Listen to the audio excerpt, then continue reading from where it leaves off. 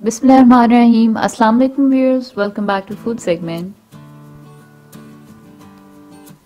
आज हम आपके साथ शेयर कर रहे हैं चपली कबाब की रेसिपी, जो कि रिवायती चपली कबाब से कदर डिफरेंट है।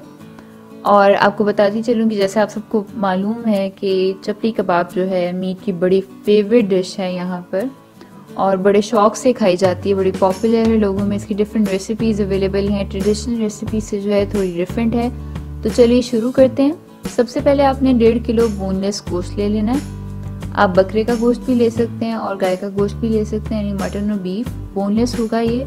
इसके अंदर जाएगा 2 टेबलस्पून यानी 2 खाने के चम्मच अदरक लहसुन का पेस्ट, फ्रेश अदरक लहसुन जो उसका पेस्ट बना लेंगे आप। और इसको आपने इस बोनलेस मीट के ऊपर अच्छे से कोट कर देना है, सही तरीके से हर तरफ बराबर कोटिंग हो अदरक लहसुन की पेस्ट की।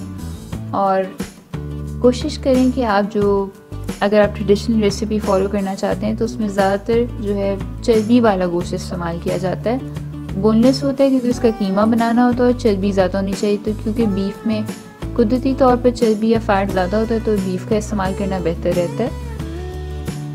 अब यहाँ पर आप देख सकते हैं कि अदरक लहसुन का पेस्ट प्रॉपरली मिक्स हो गया, तो इसको आप आधा घंटा जो है ऐसे साइड पर ढक कर रख देंगे।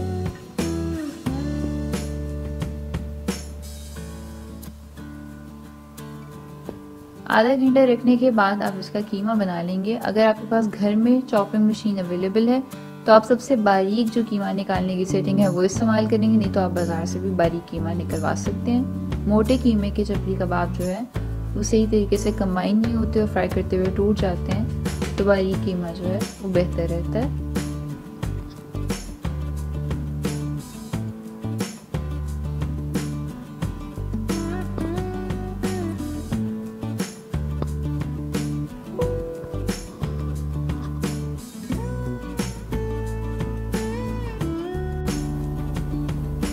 जब तकरीबन 3/4 गोश्त का जो है कीमा बन चुके तो नेक्स्ट इसके अंदर फ्रेश मसाले जो हैं वो ऐड करने का टाइम आ जाएगा, जिसे आप हरा मसाला भी कहते हैं। इसके अंदर शामिल है प्याज, लहसुन और हरी मिर्चें।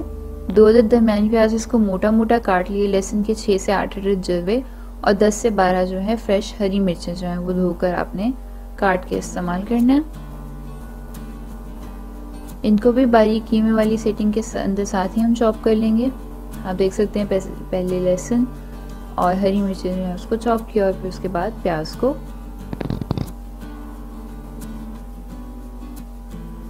जब ये सब मसाला चॉप हो जाए तो उसके बाद जो थोड़ा गोश्त बच गया है वो आप इसके अंदर से पास कर लेंगे, ताकि सारे स्पाइसेस जो हैं वो अच्छी तरह से चॉपर में से बाहर आ जाएं और अंदर कुछ रह ना जाए। याद रखिएगा कि आपने बारीक कीमे की सेटिंग के ऊपर एक ही बार इन सारे मसालों को चॉप करना है। आप प्याज को अगर दूसरी बार चॉप करेंगे, कि जैसे कि लोग दोबारा चॉप करना पसंद करते हैं, तो इसका पानी बहुत ज़्यादा बाहर आ जाएगा और जो फिर कबाब है उसकी शेप सही से नहीं बनेगी फ्राई करते हुए। तो एक बार ही चॉपर में से पास करना है इसको।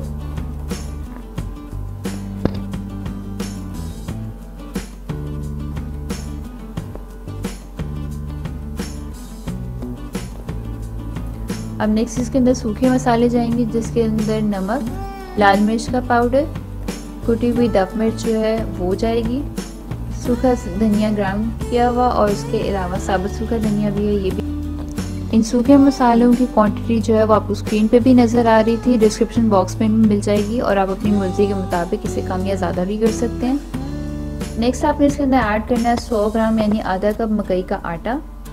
ये कबाब को जो है कंबाइन करने में हेल्प करेगा। इसके अलावा इसी स्टेज पर अगर आप कंबाइनिंग एजेंट के तौर पर हल्का नरम फ्राई किया हुआ अंडा ऐड करना चाहते हैं तो वो आपकी मर्ज़ी है। कई लोग टेक्सचर को इम्प्रूव करने के लिए इसके अंदर बहुत नरम फ्राई किया हुआ एग जो है वो ऐड करना पसंद करते हैं। फ्राइड एग जाता है इसके अंदर, तो वो अगर आप डालना चाहें तो आपकी मर्ज़ी है, हमने इस्तेमाल नहीं किया। इसको मज़ीद 1 घंटा मैरिनेट करने के बाद आप इसके अंदर ऐड करेंगे तकरीबन 1 बड़ा टमाटर जो है बारीक बारीक काटा हुआ। तो हम इस मौके के ऊपर इसके अंदर ऐड करेंगे, जबकि हमने इसके बाद फ़ौरन कबाब बना लेने हैं, तो उसको टमाटर के साथ मज़ीद मैरिनेट करने की ज़रूरत नहीं होगी आपको। आप देख सकते हैं इंतहाई बारीकी से काटा हुआ है टमाटर, और इसको जो है आपने इस तरह से मिक्स करना है इस कीमे के अंदर कि थोड़ा और नरम भी हो जाए, टमाटर प्रॉपर्ली मिक्स हो जाए। नेक्स्ट आपने इसके साथ बड़े बड़े जो हैं कबाब बनाने हैं और उनके टॉप के ऊपर टमाटर का गोल रिंग जो है बिल्कुल दरमियानी मोटाई का कटा हुआ वो आपने लगा देना। तकरीबन ये 5 मिलीमीटर के करीब जो है मोटा होता है, या आधा सेंटीमीटर मोटा जो है, बस वही काटना आपने और वो आपने इसके अंदर लगा देना। बहुत बारीक भी नहीं लगाना और बहुत मोटा भी नहीं लगाना। अगर आप मोटा लगाएंगे तो फ्राइंग के दरमियान सही से फ्राई नहीं होगा, और अगर आप बिल्कुल बारीक काट के लगाएंगे टमाटर का रिंग तो फिर वो बिल्कुल गायब हो जाएगा। इसकी ट्रेडिशनल जो एक लुक होती है जिसके ऊपर टमाटर का रिंग वाज़ेह नज़र आ रहा होता है वो ख़त्म हो जाएगी। नेक्स्ट आपने कास्ट आयरन का कोई भी बर्तन इस्तेमाल करना है, वो फ्राइंग पैन हो सकता है, तवा हो सकता है, लेकिन कास्ट आयरन का होना चाहिए। उसके अंदर ऑयल आपने खूब अच्छे से पहले से गर्म कर लेना और दरमियानी हल्की आंच पर आपने इनको फ्राई करना है कबाबों को। एक साइड जब आपको लगे कि ब्राउन हो गई है 3 से 4 मिनट के बाद, तो आपने इसको फ्लिप करके दूसरी साइड को भी कुक करना है। और घबराना नहीं है अगर आपका कास्ट आयरन का बर्तन जो है वो ज़्यादा ब्राउन होना शुरू हो जाए, क्योंकि ये बीफ के हैं यहाँ पर, तो अमूमन रेड मीट जो है वो अपना पेप्टॉन्स क्योंकि उसके रिलीज़ होते हैं तो बहुत ज़्यादा डार्क कलर हो जाता है ऑयल के अंदर उसका फ्राई होते हुए कास्ट आयरन के ऊपर, तो वो इतना मुश्किल काम नहीं है। बस एहतियात से जो है फ्लिपर की मदद से आप इसको फ्लिप करते रहेंगे जबकि दोनों साइड पर एक प्रॉपर ब्राउन कलर ना आ जाए।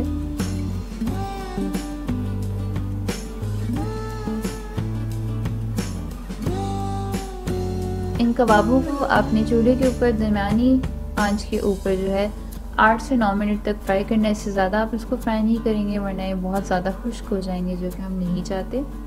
इसके जूसेस जो हैं वो बरकरार रहने चाहिए। चर्बी थोड़ी सी मेल्ट हो गई होगी अभी इसके अंदर, तो बड़ा बेहतरीन सा टेक्सचर आएगा।